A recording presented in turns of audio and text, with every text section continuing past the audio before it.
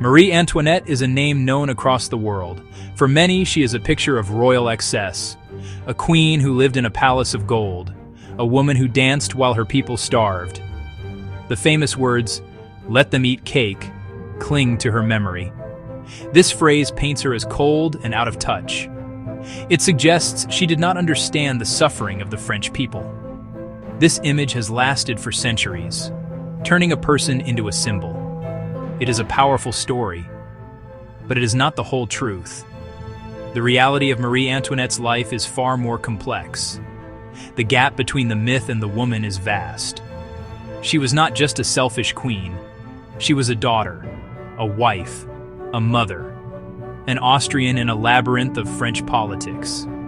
She made choices, some wise, some foolish, but not a story of simple good or evil.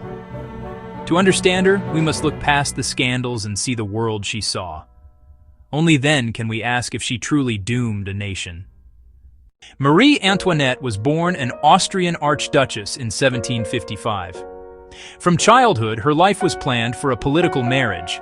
At 14, she left home and family for France. She married the heir to the French throne. Versailles was bewildering, ruled by rigid etiquette and social games. Every gesture was judged, how she dressed, whom she spoke with. Nothing was private.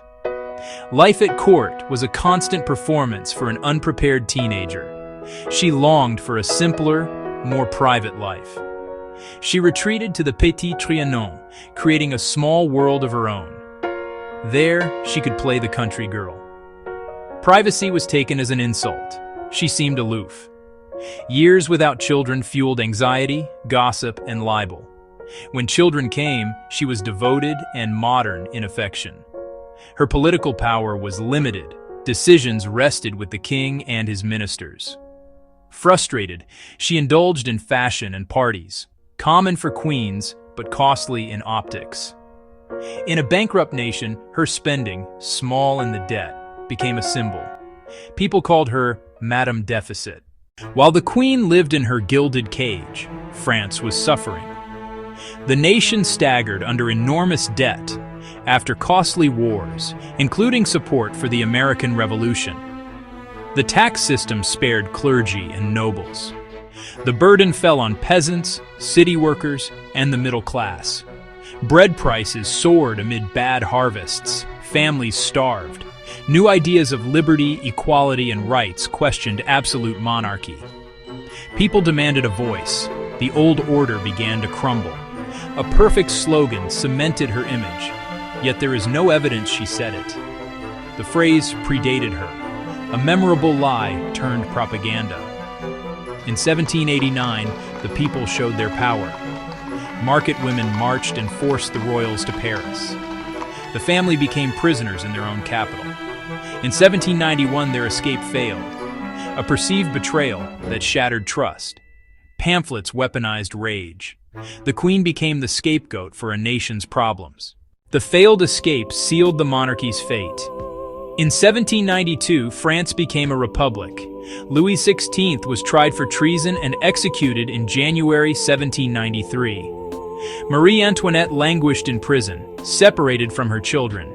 Months of cruel confinement ruined her health. She faced vast, often baseless charges, from debt to vile personal slander. The verdict was foregone. The symbol had to be destroyed. On October 16, 1793, she rode to the scaffold, facing the crowd with dignity. She died in the revolution's fury, one among thousands in the terror. Her death marked the end of an era. France was forever changed. Did she doom France? The answer is not simple. She was no great statesman, at times naive, ill-timed in luxury, blind to suffering. But the crisis was generations in the making. No single person could fix it. Not demon or saint, human.